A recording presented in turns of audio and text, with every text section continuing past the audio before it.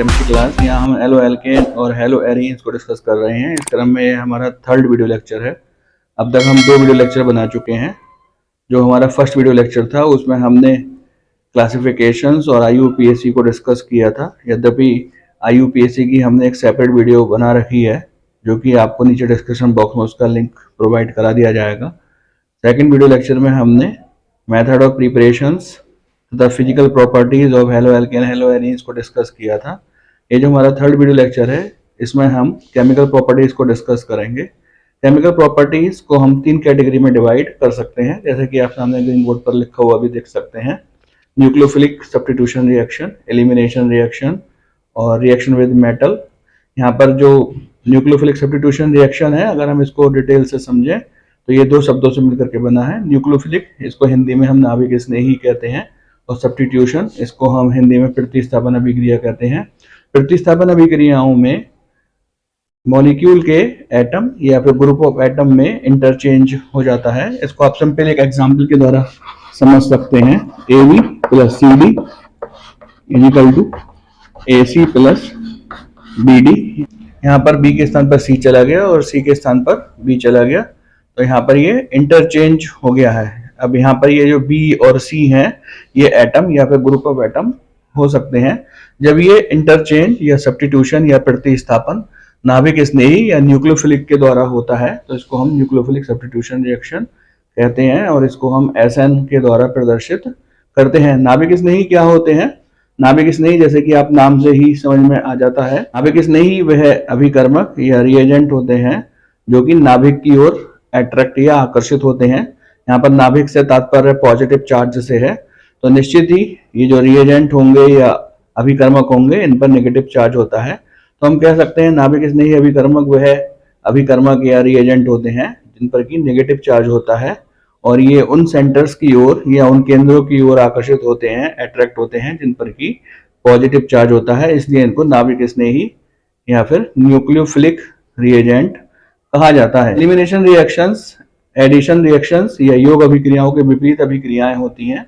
योग अभिक्रियाओं में अभिकारक 2 या 2 से अधिक होते हैं। ये जो एरो है, इस एरो के लेफ्ट हैंड साइड में ये जो कंपाउंड लिखे हुए हैं, इनको हम अभिकारक या फिर रिएक्टेंट कहते हैं, और इस एरो के राइट हैंड साइड में जो यौगिक लिखे हुए हैं, उनको हम प्रोडक्ट या फिर उत्पाद कहते हैं। तो योग अभिक्रियाएं वह अभिक्रियाएं होती हैं जिनमें कि अभिकारक 2 या 2 से अधिक होते हैं और उत्पाद 1 होता है। इनके विपरीत ही एलिमिनेशन रिएक्शन होती है। एलिमिनेशन रिएक्शन में अभिकारक या रिएक्टेंट 1 होता है और उत्पाद या फिर प्रोडक्ट 2 या 2 से अधिक होते हैं। तो एलिमिनेशन रिएक्शन को समझने के लिए हमको एडिशन रिएक्शन समझना होता है। वैसा तो ये सब बातें हम 11th क्लास में समझकर आ चुके हैं। रिएक्शन विद मेटल्स जो थर्ड कैटेगरी है, ये भी एक इम्पोर्टेंट केमिकल रिएक्शंस होंगी। इसके अंदर हम ग्रिग्नार्ड रिएजेंट या फिर ग्रिग्नार्ड अभिकर्मक के बारे में समझेंगे। तो ये कुछ केमिकल्स रिएक्शन हैं जिनको कि हमने हेलो एल्केन्स के लिए कैटेगराइज कर रखा है। हम इसी पैटर्न पर आगे की ओर बढ़ेंगे। आइए न्यूक्लियोफिलिक सब्स्टिट्यूशन रिएक्शन की स्टडी करते हैं। हेलो एल्केन्स को हम इस प्रकार से लिख सकते हैं। यहाँ पर जो हेलोजेंस है X के रूप में है, और ये Cl, Br या I में से कुछ भी हो सकता है। आप जानते हैं कि हेलोजेंस ऐसे एटम्स होते हैं जो कि पीरियोडिक टेबल में सबसे अधिक इलेक्ट्रोनेगेटिविटी प्रदर्शित करते हैं। इनकी विद्युत ऋणात्मकता सबसे अधिक होती है। विद्युत ऋणात्मकता का अर्थ होता है साझे के इलेक्ट्रॉन को अपनी ओर आकर्षित करने की क्षमता। तो यहाँ पे कार्बन और X अर्थात हेलोजन के बीच जो शेयर पेयर ऑफ इलेक्ट्रॉन है, वह अधिक विद्युत ऋणात्मक हेलोजन की ओर शिफ्ट हो जाएगा, और इस प्रकार से कार्बन के ऊपर थोड़ा सा पॉजिटिव चार्ज और हेलोजन के ऊपर थोड़ा सा नेगेटिव चार्ज आ जाएगा, और इस प्रकार से हेलो एल्केन का अंदर ये वाला जो हिस्सा है, ये न्यूक्लियोफिलिक अर्थात नाभिक स्नेही की भांति कार्य करेगा।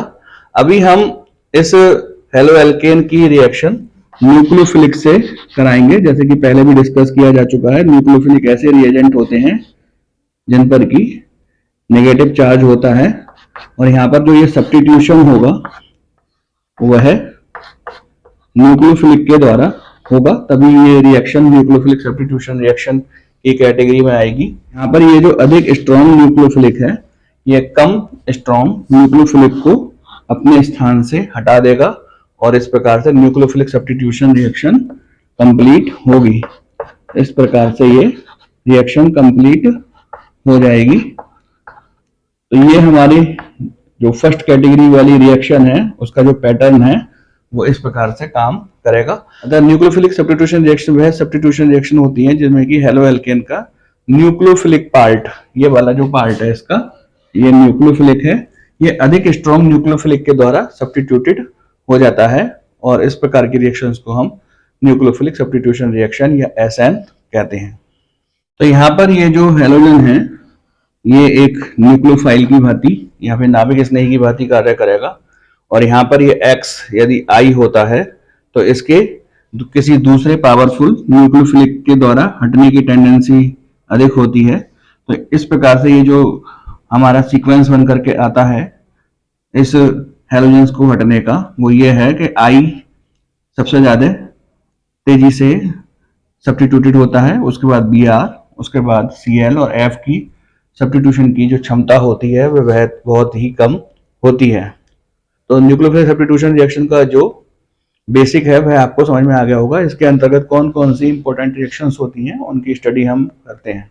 तो पहली रिएक्शन है substitution of halogen by hydroxyl group.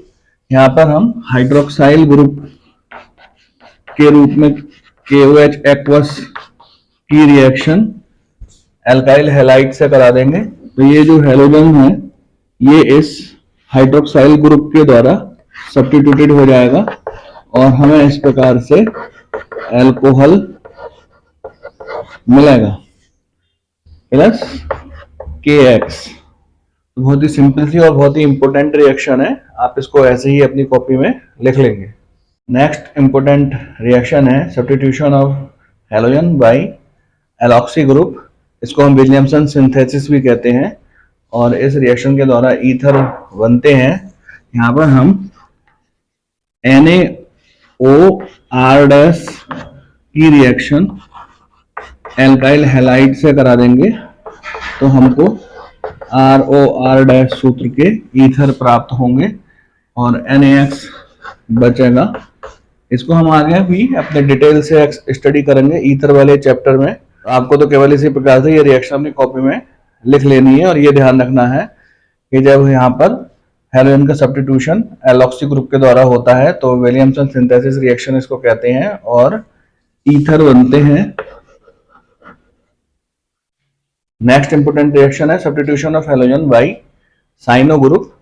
Cyano group powerful nucleophilic agent होते हैं जो कि एल्काइल हैलाइड में से हेलोजेंस को इजीली सब्स्टिट्यूटेड कर देते हैं।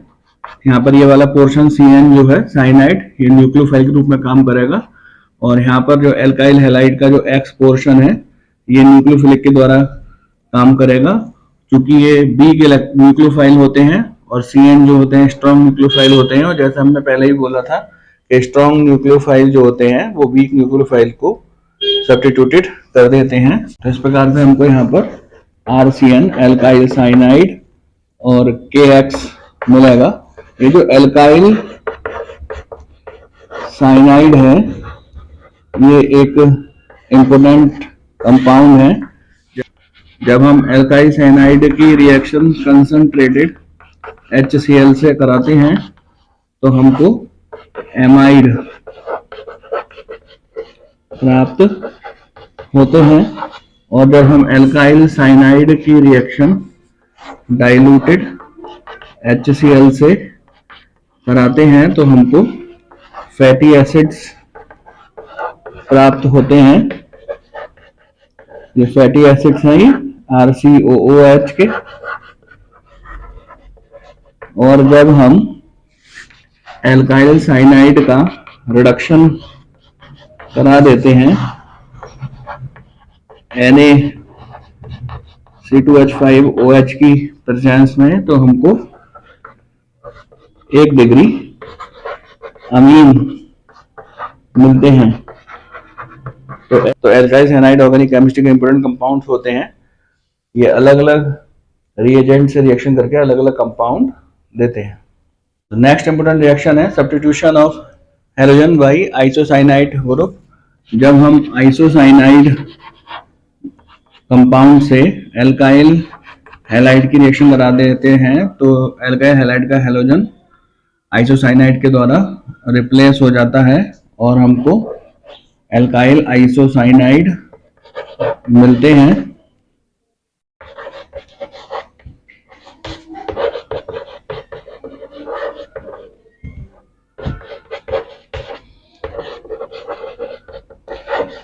एल्काइल आइसोसाइनाइड ऑर्गेनिक केमिस्ट्री के इंपोर्टेंट कंपाउंड हैं। जब हम इनका रिडक्शन करा देते हैं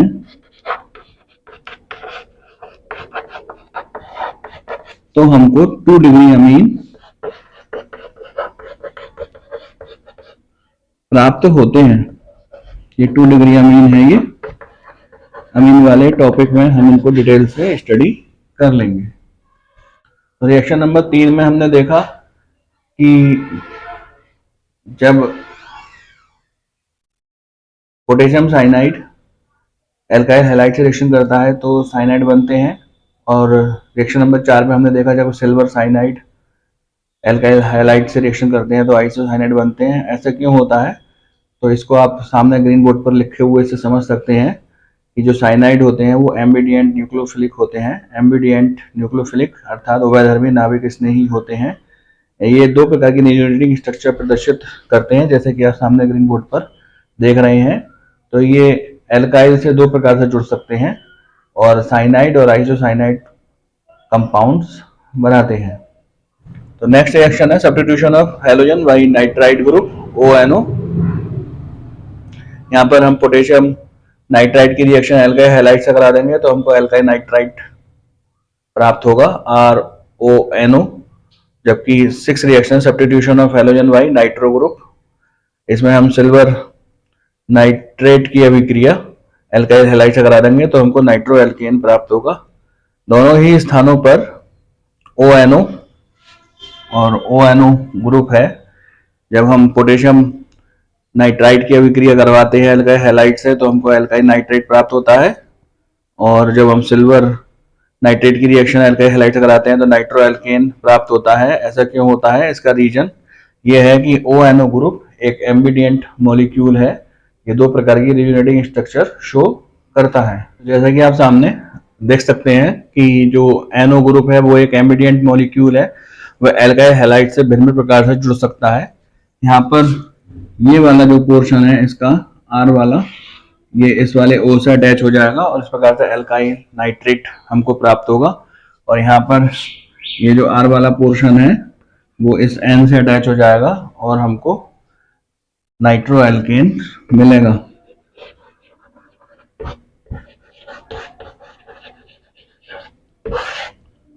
तो ऐसा इस कारण है कि NO2 ग्रुप एक एम्बिडिएंट मॉलिक्यूल है। ये एल्काइल हैलाइड से भिन्न प्रकार से जुड़ सकता है। नेक्स्ट रिएक्शन है substitution of halogen by carboxyl group. यहाँ पर हम कार्बोक्सिल ग्रुप का सिल्वर साल्ट लेंगे और silver salt of carboxyl group की रिएक्शन हम एल्काइल हैलाइड से कराएंगे तो एस्टर बनते हैं। एस्टर ऑर्गेनिक केमिस्ट्री के एक इंपोर्टेंट कंपाउंड है। रिएक्शन आप देख सकते हैं, सिंपल सी रिएक्शन है और आप इसको ऐसे ही अपनी कॉपी में लिख लेंगे। इनको हम एस्टर कहते हैं। नेक्स्ट रिएक्शन है substitution of halogen by amino group. जब हम अमोनिया की रिएक्शन इस प्रकार से लिख दे रहा हूं मैं, यहाँ पर अमोनिया को एल्काइल हैलाइड से कराते हैं तो हमको 1 डिग्री अमीन प्राप्त होते हैं। ये 1 डिग्री अमीन है। 1 डिग्री अमीन फिर से एल्काइल हैलाइड से रिएक्शन कर जाते हैं और हमको 2 डिग्री अमीन प्राप्त होते हैं। ये 2 डिग्री अमीन है, और जब 2 डिग्री अमीन की रिएक्शन फिर से एल्काइल हैलाइड से की जाती है तो फिर 3 डिग्री अमीन प्राप्त होते हैं। ये जो रिएक्शन है ऊपर लिखा भी है यहाँ पर, हाफमैन एमिनोलाइसिस रिएक्शन कहलाती है। ये 3 डिग्री अमीन है।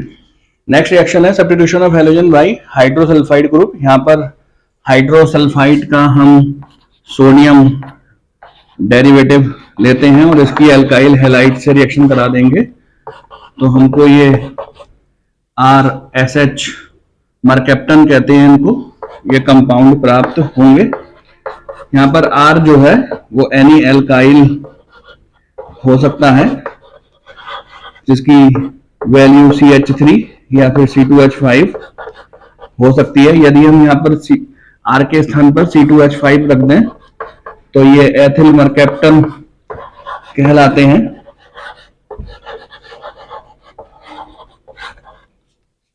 थायो अल्कोहल भी कहते हैं इनको, एथाइल थायो अल्कोहल, और ये इंपोर्टेंट कंपाउंड है।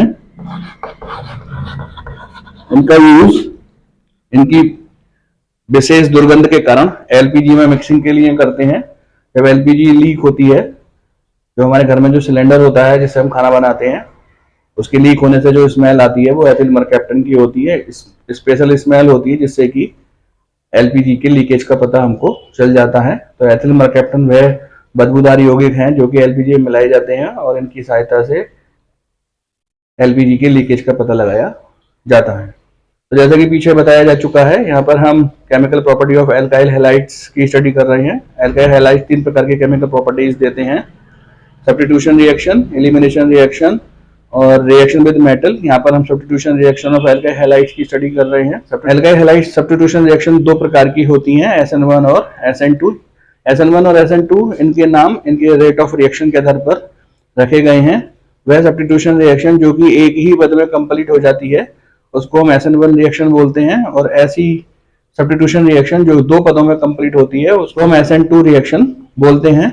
तो SN1 रिएक्शन और SN2 रिएक्शन की यहाँ पर हमको रिएक्शन मैकेनिज्म की स्टडी करनी है। पेपर में काफी बार आ चुका ये क्वेश्चन है और एक इम्पोर्टेंट क्वेश्चन है कि SN1 रिएक्शन को समझाइए या SN2 रिएक्शन को समझाइएगा। तो ध्यान से इसको समझने का प्रयास कीजिएगा, और जिस प्रकार से मैं यहाँ पर लिख रहा हूँ कॉपी में, उसको उसी प्रकार से अपनी कॉपी में लिखिए। तो जैसा कि आप सामने ग्रीन बोर्ड पर लिखा हुआ देख रहे हैं, सबसे पहले हम SN2 रिएक्शन की स्टडी करेंगे। जब हम 1 डिग्री एल्काइल हैलाइड की रिएक्शन सोडियम हाइड्रोक्साइड या पोटेशियम हाइड्रोक्साइड से कराते हैं तो 1 डिग्री एल्कोहल बनते हैं। ये रिएक्शन SN2 रिएक्शन की कैटेगरी में आती है और निम्नलिखित पदों में ये अभिक्रिया कंप्लीट होती है। स्टेप नंबर 1 में फॉर्मेशन ऑफ न्यूक्लियोफिलिक, यहाँ पर जो NaOH है ये आयनाइज हो जाएगा और ये न्यूक्लियोफिलिक के रूप में हमको हाइड्रोक्साइड आयन मिलेंगे। स्टेप नंबर 2 में ये जो न्यूक्लियोफिलिक है ये sp3 hybrid 1 degree alkyl halide जो कि टेट्राहेड्रल शेप में होगा, इस प्रकार से होगा। यहाँ पर काफी स्पेस है, पीछे जाकर इसके अटैच हो जाएगा ऐसे करके। ये वाली जो बॉन्ड है ये कमजोर हो जाएगी, स्लो स्टेप रिएक्शन होगी। इस प्रकार से जो हमारा आयन बनेगा ये अनस्टेबल होगा। अपने आप को स्टेबल करने के लिए ये Cl आयन को बाहर निकाल देगा। ये वेरी फास्ट रिएक्शन होगी। यही वह 2 पद हैं जिनके कारण से इसको हम SN2 रिएक्शन कहते हैं। और यहाँ पर ये Cl आयन जो वीक न्यूक्लियोफिलिक रिएजेंट है ये बाहर निकल जाएगा। आप देख सकते हैं कि यहाँ पर जो Cl है वो कार्बन के राइट हैंड साइड में अटैच है, और जब यहाँ पर ये OH अटैच होता है तो ये लेफ्ट हैंड साइड में अटैच होता है। तो इस प्रकार जो कॉन्फ़िगरेशन है ये अभिविन्यास है वह परिवर्तित हो जाता है। यहाँ पर ये जो कंपाउंड है, ये डेक्टोरोटेटरी है, और जब ये रिएक्शन कंप्लीट होती है तो ये OH जो है वो लेफ्ट हैंड साइड में जुड़ जाता है और ये इलेक्ट्रोरोटेटरी हो जाता है। तो यही SN2 रिएक्शन की खास बात होती है कि इसमें अभिविन्यास या कॉन्फ़िगरेशन चेंज हो जाते हैं। ये जो कॉन्फ़िगरेशन वाली बात है ये आप ऑप्टिकल आइसोमेरिज को देख करके या पढ़ करके स्पष्ट कर सकते हैं। तो आइए SN1 रिएक्शन की स्टडी करते हैं। जैसे कि आप सामने ग्रीन बोर्ड पर लिखा हुआ देख सकते हैं, जब 3 डिग्री अल्काइल हैलाइड की रिएक्शन सोडियम हाइड्रोक्साइड या पोटेशियम हाइड्रोक्साइड से कराते हैं तो 3 डिग्री अल्काइल अल्कोहल प्राप्त होते हैं। इस प्रकार की रिएक्शन SN1 रिएक्शन कहलाती है और निम्नलिखित पदों में ये अभिक्रिया कंप्लीट होती है। पहला पद SN1 और SN2 रिएक्शन का कॉमन है, फॉर्मेशन ऑफ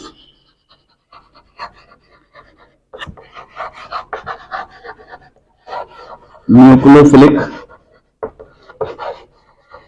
रिएजेंट।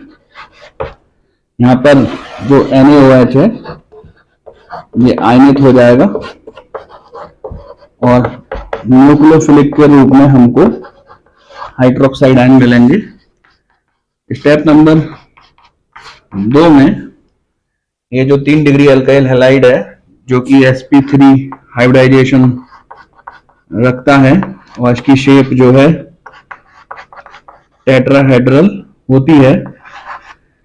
यहाँ पर ये जो कार्बन और Cl के बीच की जो शेयर पेयर ऑफ इलेक्ट्रॉन है वो अधिक विद्युत ऋणात्मक Cl की ओर शिफ्ट हो जाते हैं और इस प्रकार से कार्बोकैटायन हमको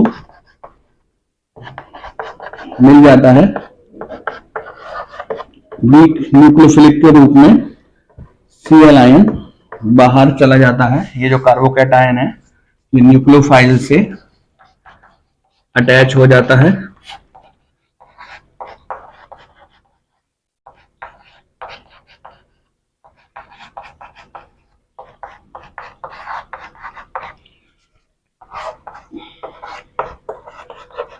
और हमको 3 डिग्री एल्काइल अल्कोहल मिल जाते हैं।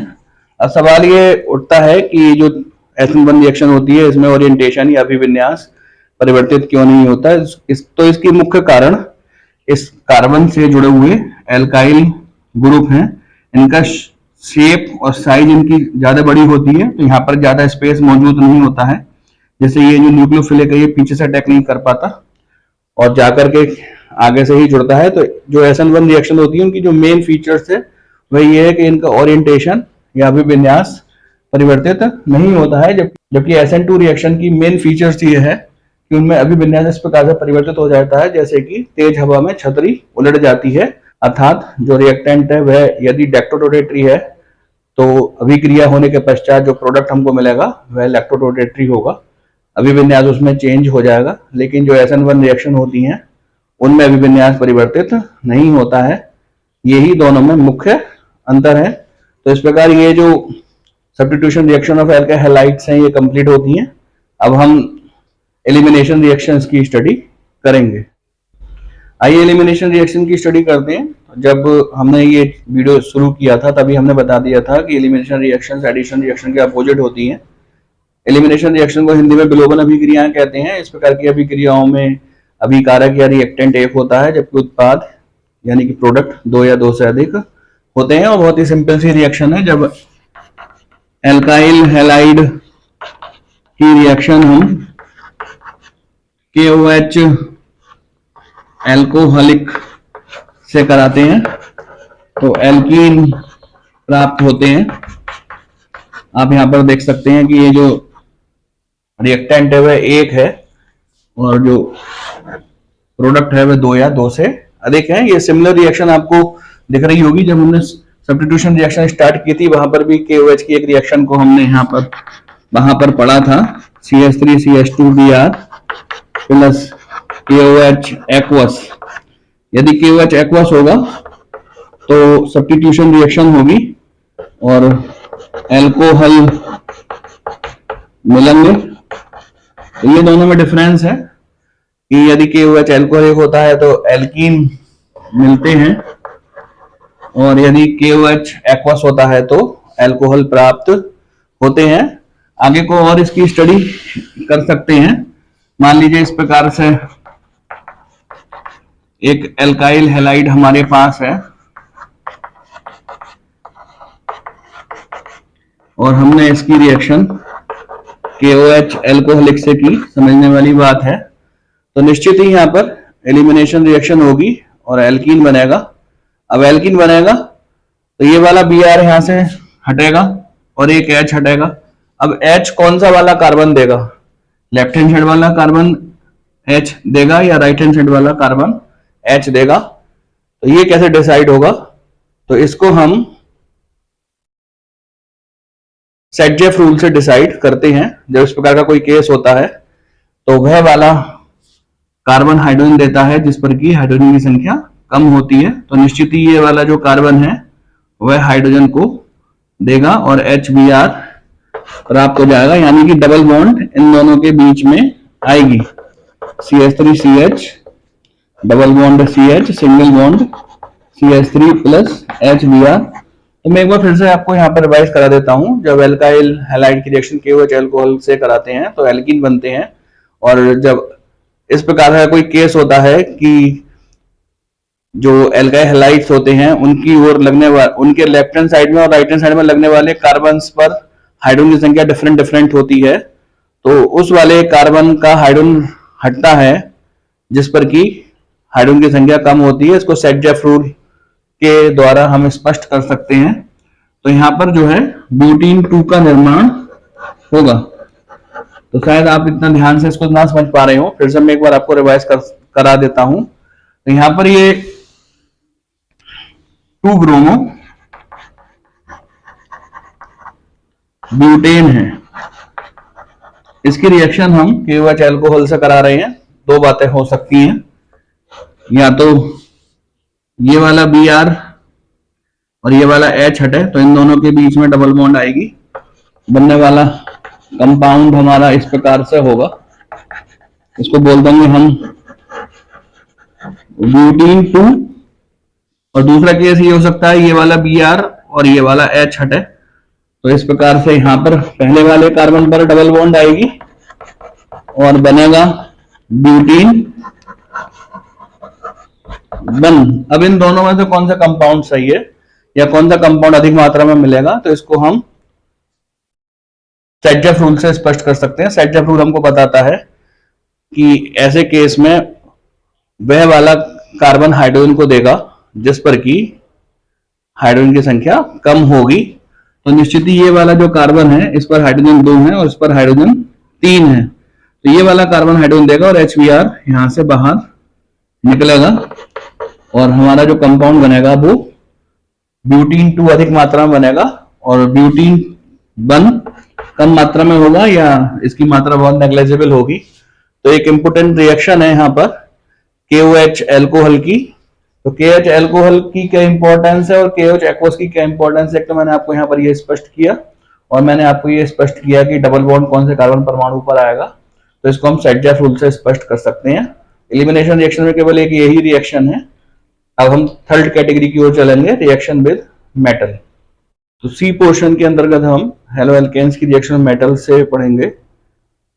जब हम हेलो एल्केन्स की मैग्नीशियम मेटल से रिएक्शन करा देते हैं तो ग्रिग्नार्ड रिएजेंट बनते हैं। ये रिएक्शन ड्राई ईथर में होती है, CH3MgCl ये ग्रिग्नार्ड रिएजेंट है। इन जनरल इसको इस प्रकार से लिखा जा सकता है RX plus Mg in presence of dry ether RMgX। तो हम कह सकते हैं कि RMgX सूत्र की यौगिक ग्रिग्नार्ड रिएजेंट कहलाते हैं। ग्रिग्नार्ड रिएजेंट ऑर्गेनिक केमिस्ट्री के इंपोर्टेंट कंपाउंड्स हैं। इनकी इंपॉर्टेंस ये है कि इनके द्वारा सभी प्रकार के ऑर्गेनिक कंपाउंड्स बनाए जा सकते हैं। इसी प्रकार से जब हम हेलो एल्केन्स की रिएक्शन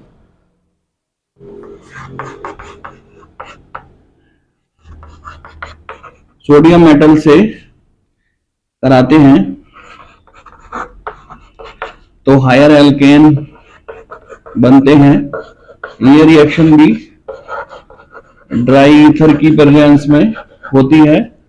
और एक इम्पोर्टेंट रिएक्शन है, इसको आप बुट्स रिएक्शन के रूप में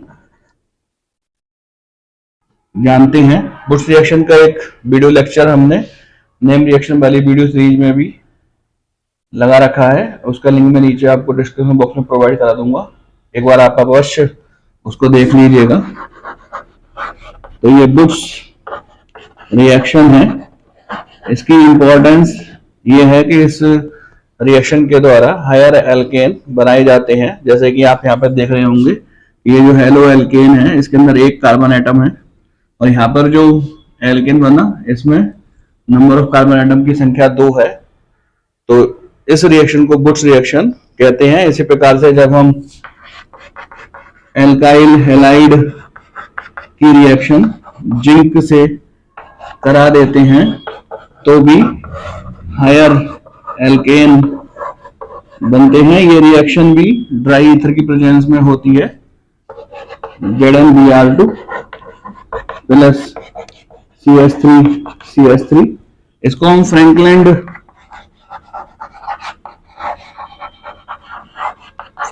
रिएक्शन कहते हैं। ये भी एक इंपॉर्टेंट रिएक्शन है।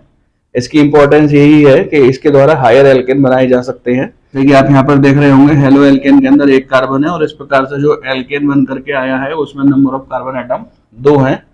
इसी क्रम में जो नेक्स्ट रिएक्शन है वह है लिथियम मेटल से हेलो एल्केन की रिएक्शन। तो यहाँ पर इंटरचेंज हो जाता है, Br की जगह यहाँ पर Li आ जाएगा। तो ये भी एक इंपॉर्टेंट रिएक्शन है। Next important reaction halo alkane की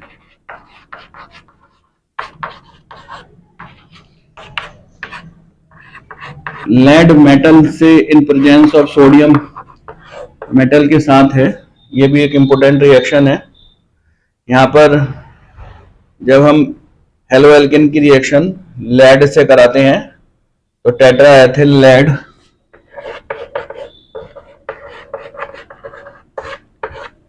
बनता है, टेट्रा एथिल लेड। ये एक इंपॉर्टेंट कंपाउंड है जिसको कि पेट्रोल में पेट्रोलियम की नोकिंग को कम करने के लिए मिलाया जाता है। रिएक्शन कंप्लीट कर देते हैं, +3Pb प्लस 4NaBr। तो इस प्रकार से ये जो हमारा chemical property of haloalkanes है ये वाला टॉपिक फिनिश होता है। अब हम chemical property of haloarenes की स्टडी करेंगे। जितनी भी आपने केमिकल प्रॉपर्टीज पढ़ी हैं इनको एज इट इज अपनी कॉपी में लिख लीजिएगा और इनको बार बार आप स्टडी कीजिएगा। यदि कोई कठिनाई या परेशानी आती है तो आप उसको कमेंट बॉक्स में या फिर व्हाट्सएप ग्रुप पर पूछ सकते हैं। यहाँ हम हेलो एरीन्स की केमिकल प्रॉपर्टीज की स्टडी करेंगे। सबसे पहले हम ये समझेंगे कि क्या कारण है कि हेलो एरीन्स हेलो एल्केन्स की तुलना में कम क्रियाशील होते हैं। इसको हम 3 तथ्यों पर समझेंगे। ये 3 कारण हैं, हाइब्रिडाइजेशन इफेक्ट, पोलराइजेशन इफेक्ट और रिजोनेंस इफेक्ट। हेलो एरीन्स की कम क्रियाशीलता को हम हाइब्रिडाइजेशन के बेस पर समझ सकते हैं। हेलो एरीन्स sp2 हाइब्रिडाइजेशन रखते हैं जबकि हेलो एल्केन्स sp3 हाइब्रिडाइजेशन रखते हैं। सामने आप ग्रीन बोर्ड पर देख सकते हैं कि ये जो कार्बन एटम है जो कि हेलो एरीन में पाया जाता है ये sp2 हाइब्रिडाइज है, जबकि ये जो हेलो एल्केन्स का कार्बन है ये sp3 हाइब्रिडाइजेशन रखता है। sp2 हाइब्रिडाइजेशन रखने के कारण इसका जो हाइब्रिड ऑर्बिटल है ये छोटे साइज के होते हैं, जबकि sp3 हाइब्रिडाइजेशन रखने के कारण हेलो एल्केन के जो हाइब्रिड ऑर्बिटल्स होते हैं वह बड़े साइज के होते हैं। बड़े साइज के होने के कारण हेलो एल्केन्स अधिक क्रियाशील होते हैं, जबकि छोटे साइज के होने के कारण हेलो एरीन्स कम क्रियाशील होते हैं। तो हेलो एरीन्स की कम क्रियाशीलता का दूसरा रीजन हम पोलराइजेशन के बेस पर समझ सकते हैं। जैसे कि पहले भी बताया जा चुका है कि हेलो एरीन्स के कार्बन में sp2 हाइब्रिडाइजेशन होता है, जबकि हेलो एल्केन्स के कार्बन में sp3 हाइब्रिडाइजेशन होता है। sp2 और sp3 हाइब्रिडाइजेशन में जो s करेक्टर है वो आप इस प्रकार से ज्ञात कर सकते हैं। sp3 हाइब्रिडाइजेशन में 25% s करेक्टर होता है, जबकि sp2 हाइब्रिडाइजेशन में 33.33% एस करेक्टर होता है। चूंकि sp2 हाइब्रिडाइजेशन में एस करेक्टर अधिक होता है, इसलिए इलेक्ट्रोनेगेटिविटी अधिक होने के कारण शेयर पेयर ऑफ इलेक्ट्रॉन बहुत टाइटली बॉन्ड होते हैं और वो इजीली डोनेट नहीं किए जा सकते। क्योंकि शेयर पेयर ऑफ इलेक्ट्रॉन अधिक इलेक्ट्रोनेगेटिविटी अर्थात एस करेक्टर अधिक होने के कारण इजीली डोनेट नहीं किए जा सकते हैं, अतः इनकी क्रियाशीलता हेलो एल्केन्स की तुलना में कम होती है। हेलो एरीन्स की कम क्रियाशीलता का तीसरा रीजन रिजोनेटिंग बेस पर समझा जा सकता है। हेलो एरीन्स में हेलोजेंस पर जो लॉन पेयर ऑफ इलेक्ट्रॉन होते हैं वह रिंग के अंदर डीलोकेलाइज हो जाते हैं, और जैसा कि आप सामने ग्रीन बोर्ड पर देख रहे हैं, इस प्रकार से ये रिजोनेटिंग स्ट्रक्चर शो करता है। क्योंकि इसकी अधिक रिजोनेटिंग स्ट्रक्चर्स बनती हैं तो ये एक्स्ट्रा स्टेबिलिटी गेन कर लेता है। एक्स्ट्रा स्टेबिलिटी गेन करने के कारण इसकी रिएक्टिविटी थोड़ी कम हो जाती है। यदि हम बात करें हेलो एल्केन्स की, तो हेलो एल्केन्स प्रकार से रिजोनेटिंग स्ट्रक्चर शो नहीं करता है, इसलिए उसकी क्रियाशीलता हेलो एरीन्स की तुलना में अधिक होती है। तो ये कुछ 3 कारण थे जिनकी सहायता से हम पता लगा सकते हैं कि क्यों हेलो एरीन्स कम क्रियाशील होते हैं और क्यों हेलो एल्केन्स अधिक क्रियाशील होते हैं। क्योंकि हमको अभी ज्ञात हो चुका है कि हेलो एरीन्स हेलो एल्केन्स की तुलना में कम क्रियाशील होते हैं, अब हम इनकी केमिकल प्रॉपर्टीज की स्टडी करेंगे।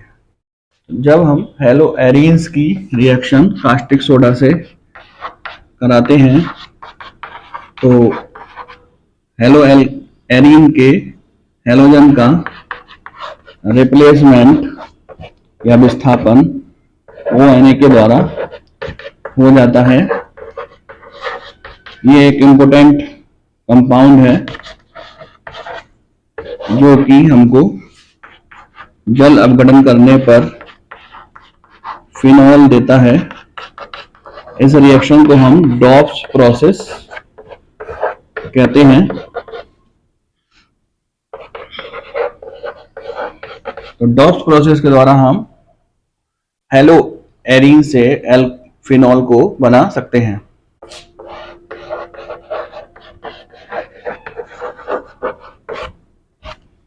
Hello arenes electrophilic substitution reaction देते हैं। इसकी कुछ इलेक्ट्रोफिलिक सब्स्टिट्यूशन रिएक्शन, हेलोजिनेशन, इसमें हम हेलो एल्केन की रिएक्शन एक हेलोजन से करा देते हैं in presence of halogen carrier. यहाँ पर हमने हेलोजन कैरियर के रूप में एनहाइड्रस AlCl3 लिया है, तो हमको ऑर्थो क्लोरोबेंजीन और पैरा क्लोरोबेंजीन प्राप्त हो जाएगा। इसी प्रकार से जब हम इसका नाइट्रेशन कराते हैं, नाइट्रेशन में हम क्लोरोबेंजीन की रिएक्शन कंसंट्रेट HNO3 से कराते हैं। इसको मैं HONO2 के रूप में लिख दे रहा हूं इन प्रेजेंस ऑफ कंसंट्रेट H2SO4। तो हमको ऑर्थोनाइट्रो क्लोरोबेंजीन और पैरानाइट्रो क्लोरोबेंजीन प्राप्त होता है। इलेक्ट्रोफिलिक सब्स्टिट्यूशन रिएक्शन के अंतर्गत नेक्स्ट रिएक्शन है सल्फोनेशन। इसमें हम क्लोरोबेंजीन की रिएक्शन तनु H2SO4 से करा देते हैं। तनु H2SO4 को मैं इस प्रकार से लिख दे रहा हूं HOSO3H। तो इसके ऑर्थो और पैरा पोजीशन पर SO3H ग्रुप पहुंच जाएगा और हमको क्रमशः ortho chlorobenzene sulphonic acid, para chlorobenzene sulphonic acid प्राप्त होगा। इलेक्ट्रोफिलिक सब्स्टिट्यूशन रिएक्शन क्रम में जो नेक्स्ट इंपोर्टेंट रिएक्शन है वो है फ्रीडल-क्राफ्ट रिएक्शन। इसको हमने डिटेल से अपने नेम रिएक्शन वाली वीडियो सीरीज में एक्सप्लेन किया है, उसका लिंक मैं नीचे आपको डिस्क्रिप्शन बॉक्स में प्रोवाइड करा दूंगा। ये 2 प्रकार की होती है। एल्काइलेशन, एल्काइलेशन में हम क्लोरोबेंजीन की रिएक्शन एल्काइल हैलाइड से in presence of halogen carrier की उपस्थिति में करा देते हैं। हेलोजन कैरियर के रूप में हमने यहाँ पर एनहाइड्रस AlCl3 लिया है। आप यहाँ पे एनहाइड्रस FeCl3 भी ले सकते हैं या केवल Fe भी ले सकते हैं। तो क्लोरोबेंजीन की ऑर्थो पोजीशन पर और पैरा पोजीशन पर एल्काइल जाकर के अटैच हो जाएगा और हमको ऑर्थो मिथाइल क्लोरोबेंजीन और पैरा मिथाइल क्लोरोबेंजीन प्राप्त होगा। दूसरी रिएक्शन है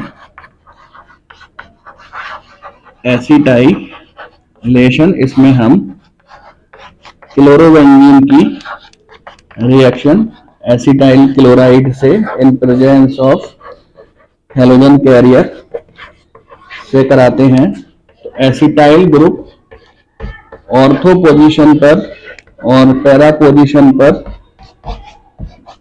चला जाता है। इस प्रकार से हमको ये यौगिक प्राप्त होंगे। COCH3 ग्रुप ऑर्थो और पैरा पोजीशन पर चला जाएगा। तो सामने ग्रीन बोर्ड पर आप हैलो एरीन्स की कुछ और इंपॉर्टेंट रिएक्शन देख रहे हैं, जिसमें कि boots fitting reaction. Boots fitting reaction को हमने डिटेल से अपने नेम रिएक्शन की वीडियो सीरीज में एक्सप्लेन किया है, उसका लिंक मैं नीचे आपको डिस्क्रिप्शन बॉक्स में प्रोवाइड करा दूंगा। इसी प्रकार से फिटिंग रिएक्शन को भी हमने अपने नेम रिएक्शन की वीडियो सीरीज में एक्सप्लेन किया है, उसका लिंक मैं भी नीचे आपको डिस्क्रिप्शन बॉक्स में प्रोवाइड करा दूंगा। इसी प्रकार से लास्ट रिएक्शन है रिडक्शन रिएक्शन। जब हम क्लोरोबेंजीन का रिडक्शन कराते हैं तो हमको बेंजीन प्राप्त होती है। तो इस प्रकार ये वीडियो लेक्चर यहाँ पर फिनिश होता है। इस वीडियो लेक्चर में हमने chemical property of haloalkanes और हैलो एरीन्स की स्टडी की है। जो हमारा नेक्स्ट वीडियो लेक्चर होगा वो लास्ट वीडियो लेक्चर होगा, जिसमें कि हम हैलो एल्केन्स और हैलो एरीन्स के जो कुछ इंपॉर्टेंट कंपाउंड्स हैं उनको बनाने के तरीके अर्थात उनकी प्रिपरेशंस, जिसके अंदर इंडस्ट्रियल प्रिपरेशन और लैब प्रिपरेशंस आएंगी, फिजिकल प्रॉपर्टीज, केमिकल प्रॉपर्टीज और यूजेस को स्टडी करेंगे। यदि आपको इस वीडियो लेक्चर से संबंधित कोई कठिनाई या परेशानी है तो उसको आप कमेंट में या फिर व्हाट्सएप ग्रुप पर पूछ सकते हैं। साथ ही इस वीडियो लेक्चर की PDF फाइल भी उपलब्ध है। यदि आपको वह चाहिए तो आप उसको व्हाट्सएप ग्रुप पर कमेंट करके मंगवा सकते हैं।